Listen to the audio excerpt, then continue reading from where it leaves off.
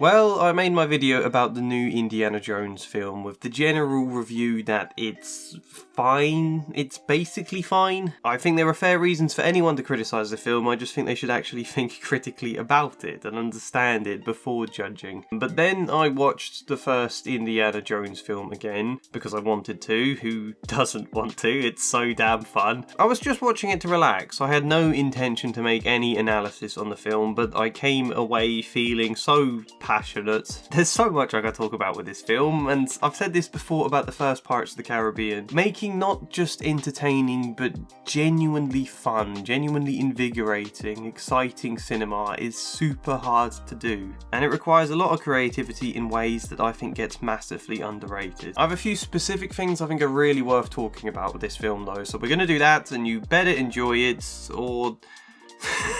I'm not good at threats, that's not my style. Forget I said that, let's just start.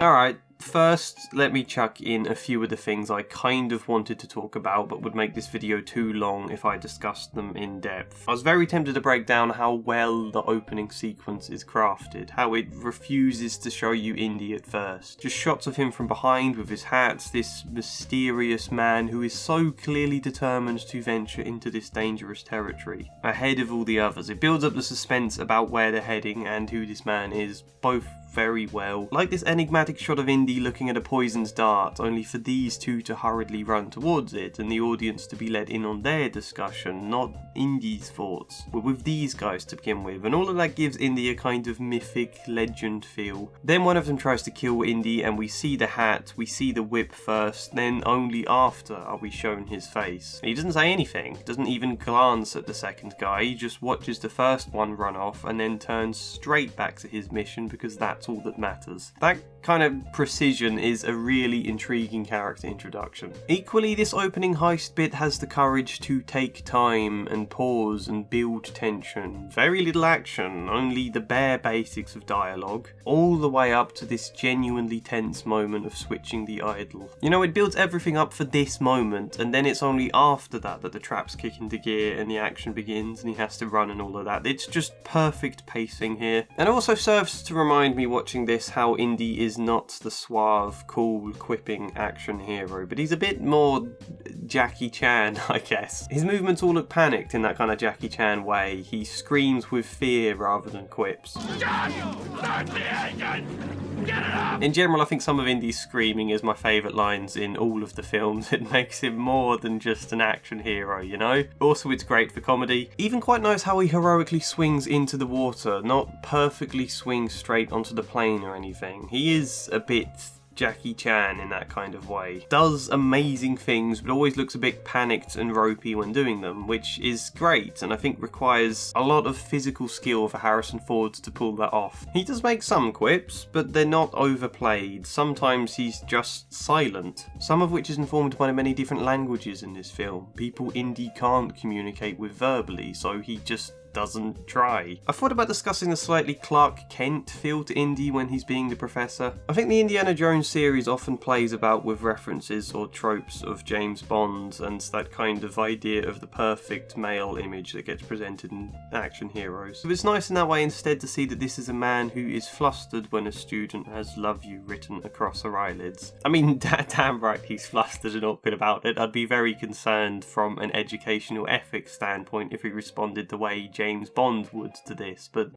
you can see what I'm saying, I hope. I did also think about breaking down what I guess you'd call the exposition scene. Indy back at the university when the US intelligence comes to see him about the Ark. It's nothing grand, but just a really nice example of how to make a long exposition scene float by quickly via character and narrative. If it was Christopher Nolan doing this, there'd be lots of camera zooms and changing locations to try and add pace to the exposition. But sometimes just slight narrative on its own is enough. enough to do that. Here, Indy begins on edge because he thinks he's in trouble with the intelligence. Then they mention his old mentor, Professor Ravenswood. Then Indy is concerned about what's happened to his mentor. There's even a possible suggestion that he defected to the Nazis. Not only is that a slight hint of mystery to wonder on what happened to this man, but it also brings in emotion for Indy. Starting with the mention of Ravenswood allows the conversation to build into the topic of the Ark that Ravenswood was studying, and Indy's body language, tone, mood all shift to excitement at the mention of the Ark. I think having a visible emotional shift like that happen within an exposition scene helps add a bit of drive. It's super simple, but it's still effective. And then the conversation comes back around to the sadness and concern about his old mentor, and that also ties into the Ark, because we get this picture of the Ark with music entering the scene for a very eerie sense of danger. Both about the Ark and what happened to Professor Ravenswood, the two kind of join together by the end of this scene. So in that sense, it isn't just explaining things, it's also an entire conversation gradually building from concerned to excited to now this eerie sense of danger that mixes both excitement and concern. That's the climax here. It's a really effective piece of writing and directing that stops a 7-minute sequence of mostly 3 men sitting in an echoey hall from being a drag. Yes,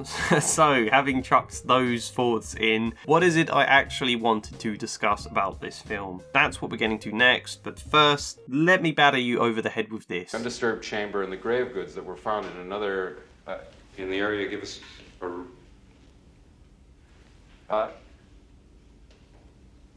Yes, WorldAnvil are still sponsoring me. This is a company I genuinely love. I'm going to keep promoting and supporting them as long as I physically can. And all of you are going to listen intently. WorldAnvil is an online tool for world building, character creation, story planning and writing, campaign building and playing lots of different games. A load of useful stuff. I use it for my novel with the sprawling mess all of my world building turned into, and even just like, I was keen on my fictional town having a strong sense of community, so there was pages after page of who lives where, what do they think of their neighbours, where do they work, what are their opinions on local gossip. I don't know, a very big sprawling mess that WorldAnvil can really help to organise with hyperlinks, different categories, timelines. You can even completely build out of your own designed calendars. Again, with hyperlinks attached to other articles and a map to link the different timeline events too, if you fancy that. When there is so much detail, it is hard to remember it all, and having something like this to just quickly glance at and see what happens where and when becomes so damn handy. And there are other tools as well. I've not used all of them yet myself, but all the ones I have used are pretty straightforward. They do have lots of tutorials for how to use everything, but I've never needed to watch them. I've just figured it out myself pretty easily. There is a link in the description, and as a pinned comment there is the code TREE, which entitles you to 40% off any of their yearly subscriptions. And if you want to try it out first, they have a free version. Test that out for as long as you like first. Get familiar with WorldAnvil. You know, if you're interested, click the link. WorldAnvil. I said earlier that it was kind of cool how many different languages there are in this film, and how that somewhat limits Indy as the hero. He can read ancient hieroglyphs, but he can't speak Arabic or German, or, as the prologue sets out quite nicely, he is unable to inform this tribe that the villain here, Belloc, is exploiting them. Too bad the Jovitos don't know you the way I do, Belloc. You could warn them.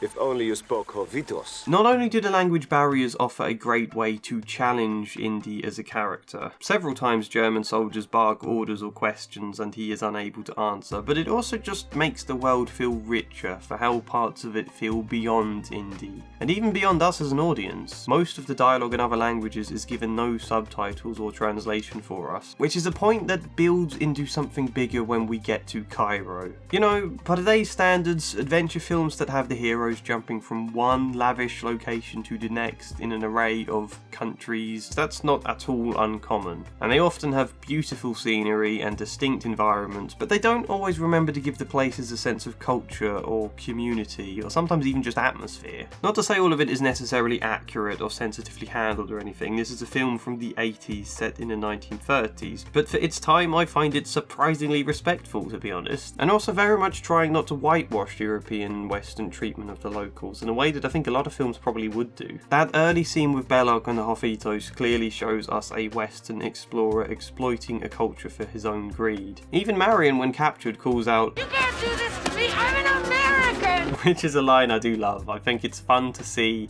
in an 80s fun, simple adventure film. Lucas and Spielberg not being afraid to poke fun at that kind of arrogance towards different cultures. Of course you can't do this to someone who's American.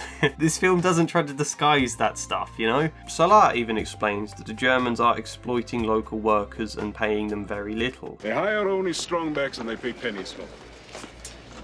It's as if the pharaohs had returned. There is going to be a point here other than just that it's quite respectful, by the way. I do find these touches really refreshing, even by today's standards, because you know it's nice that Salah, an Egyptian character, isn't treated like some lower class lackey, but is a very respectable, capable equal in his own right. That's obviously good, but sometimes I feel like that's where cinema's approach would normally stop, you know? We've made an Egyptian character not useless, that's good enough, but this film actually tries to deliver a more intricate depiction of the cultural conflicts here between the local Egyptians and Western travellers. It's nothing major, this is a fun adventure film, but to actually bother to include touches like that is yeah, it's not just that it's refreshing for the time or that it's respectful either, but I think it makes Cairo feel alive as its own distinct location in this film. It becomes not just a backdrop for the action and the plot, you know, and that's partly because all of the dialogue scenes, fight scenes, chase scenes, every scene in Cairo has them interact with the setting and the local community in a variety of interesting ways. A lot of it obviously very simple stuff in the middle of action, like Indy getting to fire his gun but being held back by this.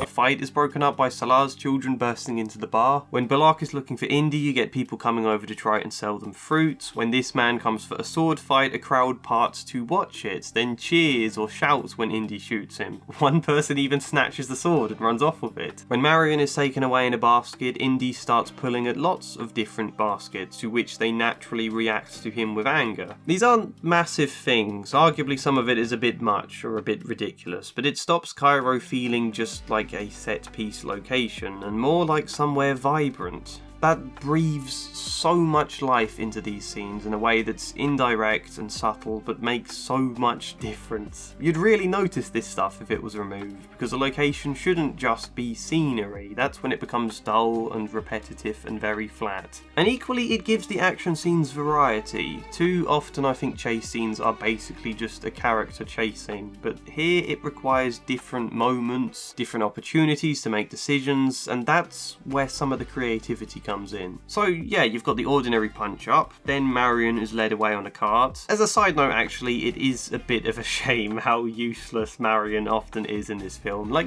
for the 80s it must have been refreshing. She gets this real cool drinking scene. Mind you, I bet at the time a lot of people complained that was shoehorned in. I bet that was the case. But she gets to be fierce. Of course she's not a great fighter, but even so she chips in whacking people from behind in places. She's a really good character, I think, that is almost brilliant, but there's just so many incidents where she's stuck somewhere and just calling out for Indy's help while he's busy fighting for his life. Indy! The dark is going out! Damn it, don't you leave me down here by myself! Marion!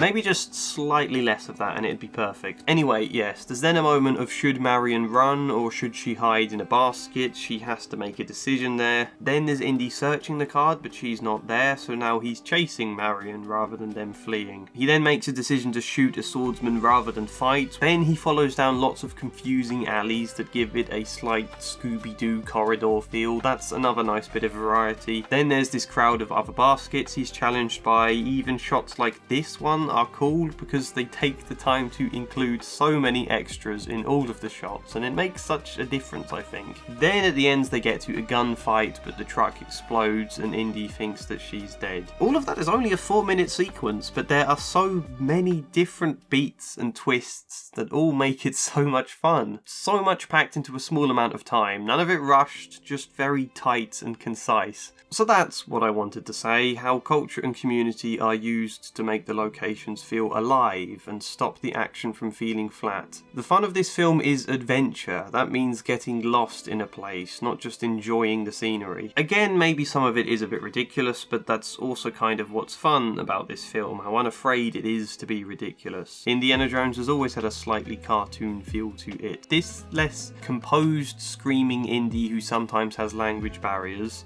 As a result of that, they're forced to explore humour in as many other ways as possible, for which we get a nice variety. Scary Major Toad comes in to interrogate Marion, and he slowly pulls out this bizarre, intimidating torture contraption that, nope, it's just a coat hanger.